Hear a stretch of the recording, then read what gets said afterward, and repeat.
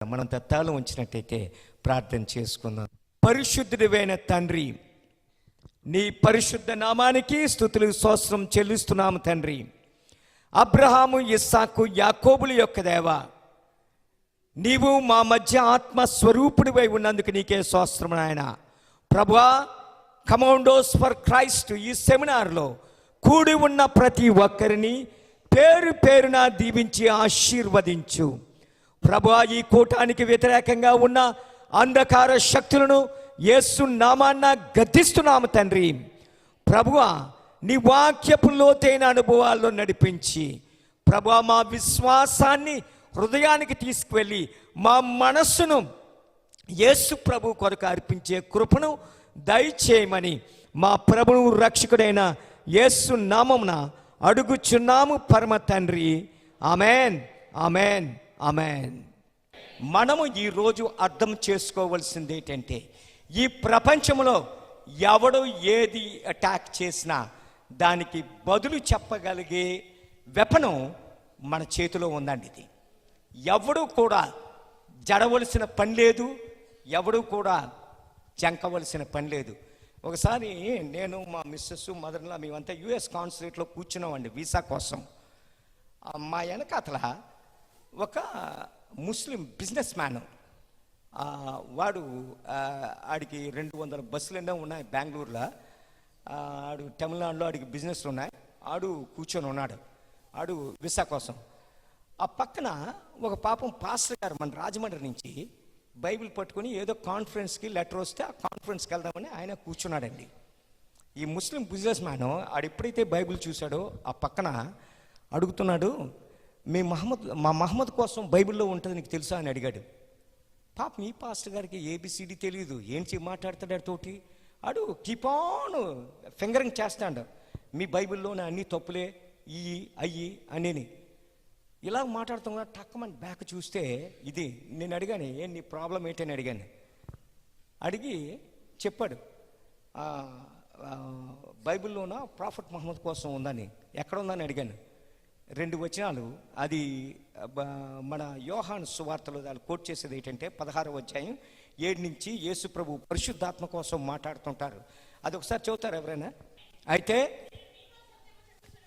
నేను మీతో సత్యము చెప్పుచున్నాను, నేను వెళ్ళిపోవుట వలన మీకు ప్రయోజనకరము. మీ యేసు ప్రభు ఏం చెప్తున్నారంటే, నేను వెళ్ళిపోతేనే మీకు ప్రయోజనకరం.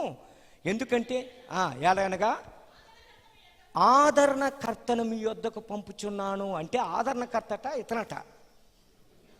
చూసుకోండి, ప్రపంచాన్ని ఆదరించడానికి కాదండి, ఆదరణకర్తని నేను మీకు పంపుచున్నాను. ఆయన్ను మీ వద్దకు పంపుదును. ఆయన వచ్చి పాపముని గురించి, నీతిని గురించి, తీర్పుని గురించి లోకముని ఒప్పుకో చేసును. ఈయనే పాపంలో ఉంటే పాపం కోసం ఇవన్నీ అనమాట.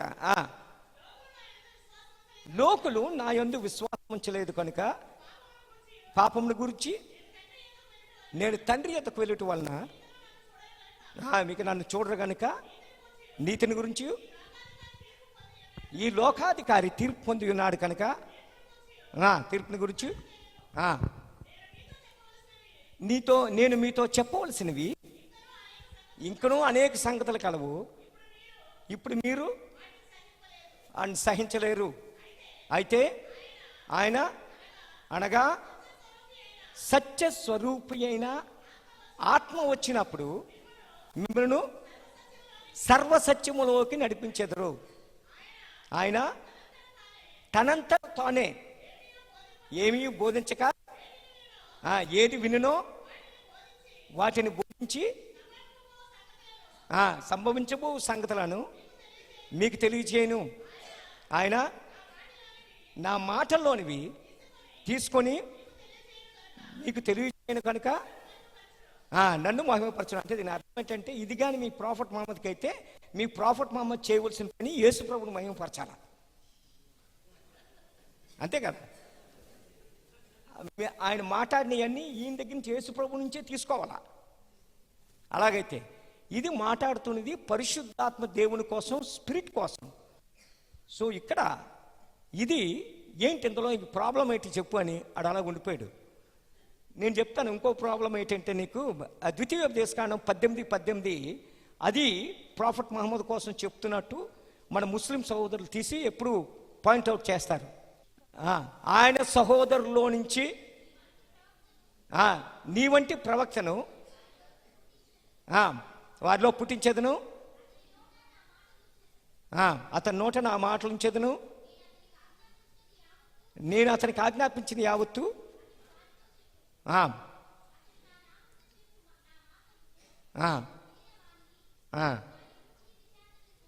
ఇక్కడ ఆయన మాట వినకపోతే నేను విచారణ చేస్తున్నాను. ఇది ప్రాఫెట్ మహమ్మద్ కోసం మీ బైబిల్లో ఉంది కదా అని.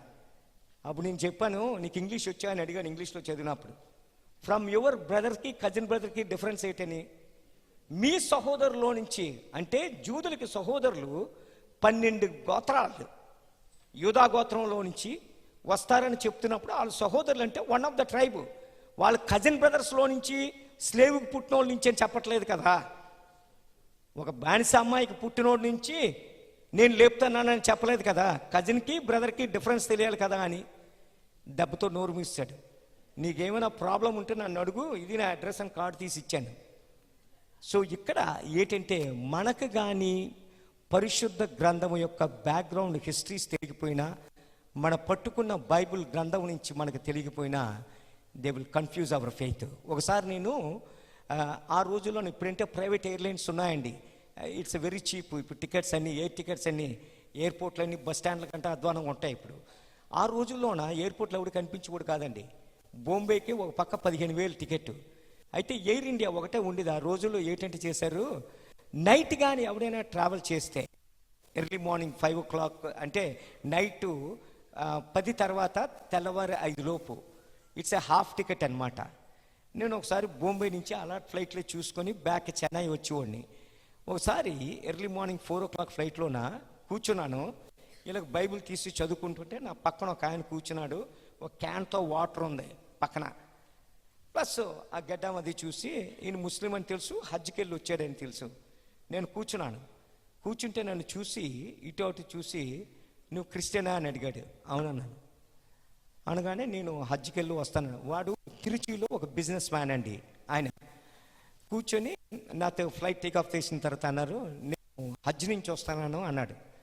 అనగానే నేను చెప్పాను, హెవెన్కి వెళ్ళాలంటే there is no direct flight from Mecca to heaven. All the flights has to go to via Jerusalem and heaven. అనగానే అలాగండి ఏంటి అని అడిగాడు.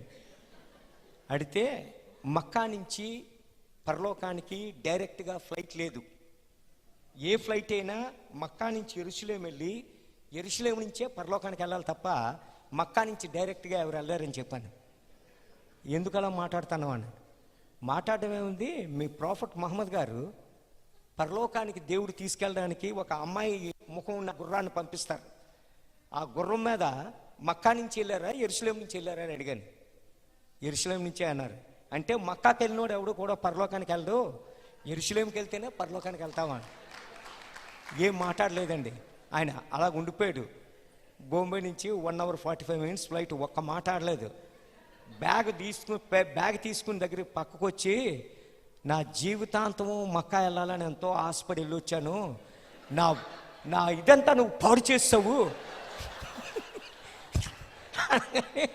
నేను పాడు చేయలేదు, నువ్వు మంచి భక్తిపరుడివి, నీకు ఆన్సర్లు ఉంటే క్వశ్చన్లు ఉంటే ఆన్సర్ ఇందా నా కాడు, నీకు నీ ఖురాన్ అర్థం అవ్వాలంటే బైబిల్ చదవాలి, ఇది చదివితేనే ఇది కదా అర్థమవుతుంది, చదువు అని ఇచ్చాను.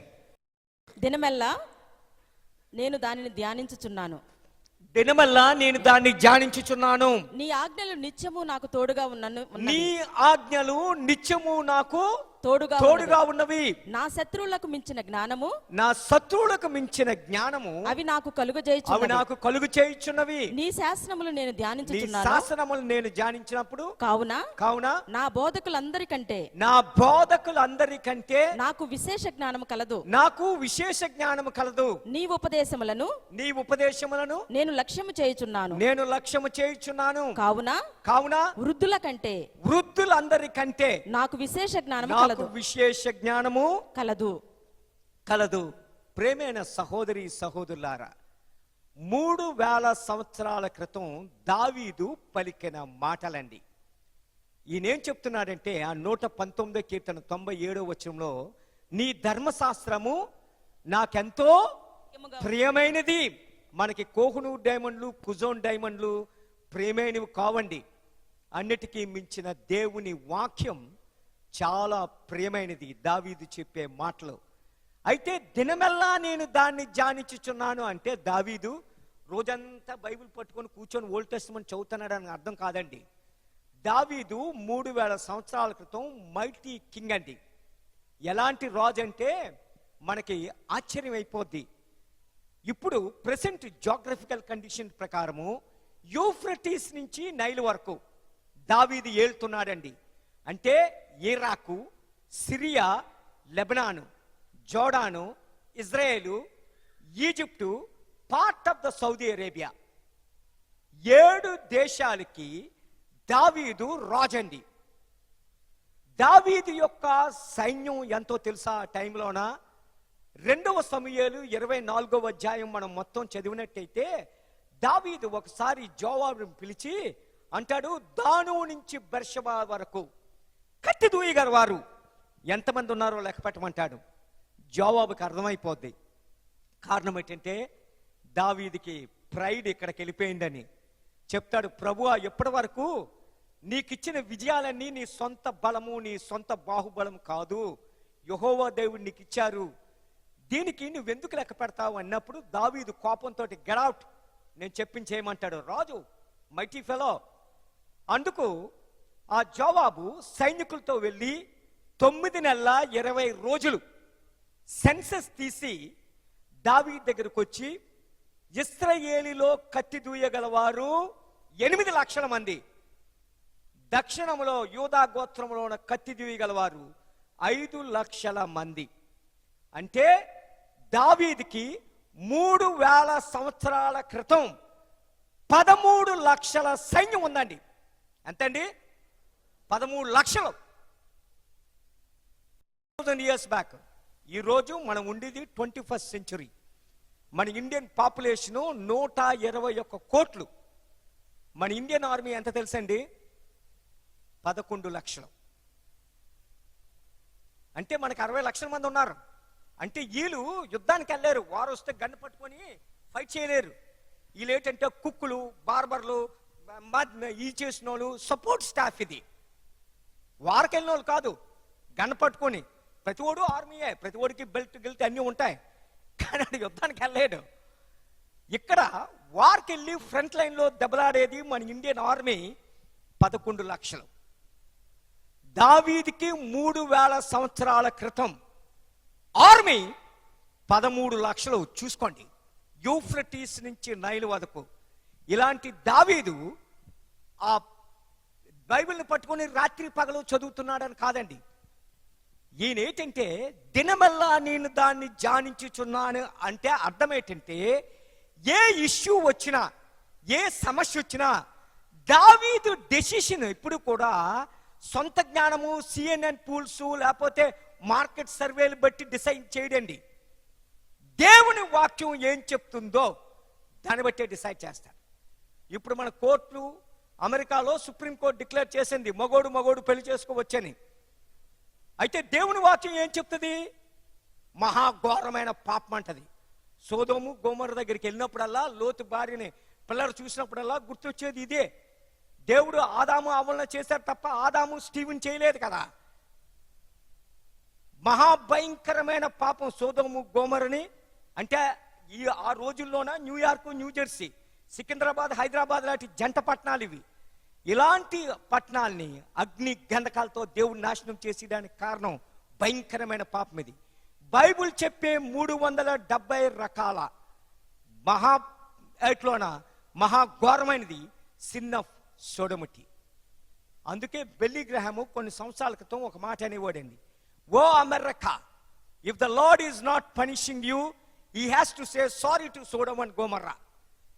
అమెరికా, దేవుడు గాని నిన్ను గాని శిక్షించకపోతే సోదోమ గోమర్రకి క్షమాపణ చెప్పుకోవాలట, అంతే కదా. సో ఇక్కడ దావీదు లోకపోకలను బట్టి డెసిషన్ తీసుకునేవాడు కాదండి. దావీదు కన్సల్ట్ చేసిందల్లా దేవుని యొక్క ఆలోచన, దేవుని యొక్క వాక్యం. అందుకే దినమెల్లా నేను ధ్యానించుచున్నాను అనడానికి కారణం, దావీదు సమాధి దగ్గరికి వెళ్ళినప్పుడల్లా సీయోను కొండ మీద కొన్ని వాక్యాలు గుర్తొస్తాయండి నాకు. దావీదు యొక్క గొప్పతనం ఏంటంటే, దావీదు యొక్క సీక్రెట్ ఆఫ్ సక్సెస్ ఏంటంటే ఆ దేవునికి లోబడే మనస్సు. అందుకే ఆయన దావీదు ఆ 103వ కీర్తనలో 1-6 వచనాల్లో ఏం చెప్తాడంటే, నా ప్రాణమా యెహోవాను సన్నతించుము, నా అంతరంగమును సమస్తమా ఆయన పరిశుద్ధ నామాన్ని సన్నతించుము, నా ప్రాణమా యెహోవాను సన్నతించుము, ఆయన చేసిన ఉపకారముల్లో దేనిని మరువకము.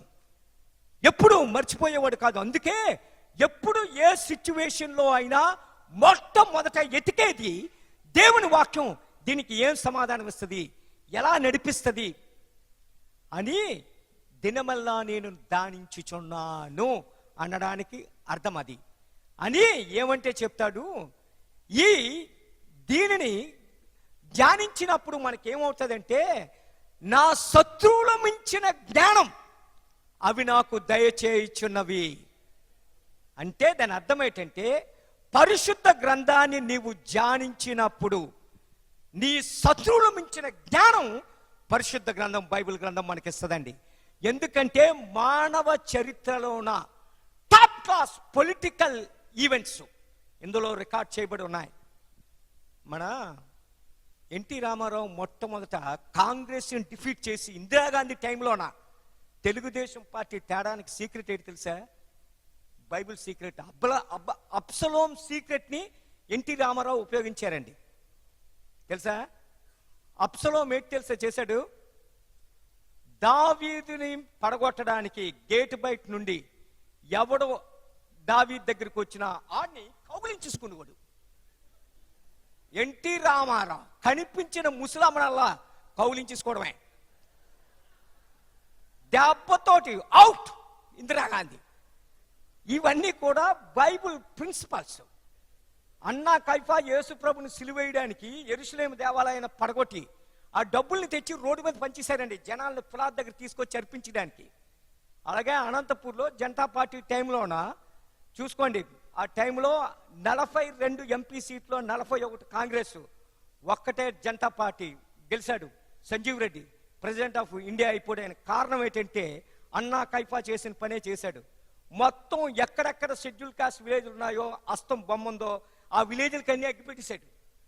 పెట్టేసి వాళ్ళు ఓటింగ్కి వెళ్ళకంటా ఉంటే ఆ సాయంత్రం మళ్ళీ మొత్తం వాళ్ళకి బియ్యం బస్తాలు, ఇల్లు అన్నీ కట్టించాడు.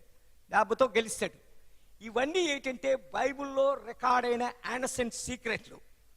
అందుకే ఇక్కడ ఏంటంటే, నేను నీ వాక్యముని ధ్యానించినప్పుడు నా శత్రువులు మించిన జ్ఞానం అవి కలుగు చేయుచున్నవి. నీ శత్రువు విలేజ్ పంచాయతీ ప్రెసిడెంట్ అవ్వచ్చు, పట్టణ మేయర్ అవ్వచ్చు, స్టేట్ చీఫ్ మినిస్టర్ అవ్వచ్చు, కంట్రీ ప్రైమ్ మినిస్టర్ అవ్వచ్చు, ఎవడైనా బిన్ లాడెన్ అయినా బిల్ గేట్స్ అయినా నీ శత్రువు.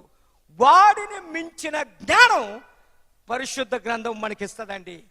అందుకోసమనే ఈ గ్రంథాన్ని దావీదు చదువుతున్నది, దివారాత్రములు చదువుతున్నది.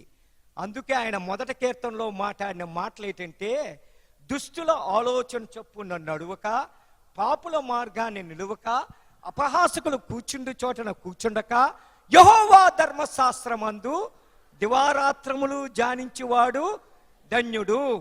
అతడు నీటి కాలువల యోరని నాటబడ్డా. మా ఇంటి ముందు కూడా కొబ్బరి చెట్లు ఉంటాయండి, 8 చెట్లు. అవి కాయలు అలాగే ఉంటాయి, అవి అలాగే ఉంటాయి. మన గోదావరి పక్కన ఉన్న కొబ్బరి చెట్లు ఉంటాయి, ఎలాగుంటాయండి. అలాగా నీటి కాలువల యోరని నాటబడినదై ఆకు వాడక తన కాలమందు ఫలమిచ్చి చెట్టు వలె ఉన్ను. అతడి చేయనిదంతయు సఫలమగును. దుష్టులు అలాగునుండక గాలికి చెదరగొట్టు పుట్టువలే ఉంటారట. సో ఇక్కడ ఈ పరిశుద్ధ గ్రంథాన్ని దివారాత్రములు ధ్యానిస్తే మొట్టమొదట కలిగే గిఫ్ట్ నీ శత్రువులు మించిన జ్ఞానం దేవుడు నీకు దయచేస్తారండి. హల్లెలూయా.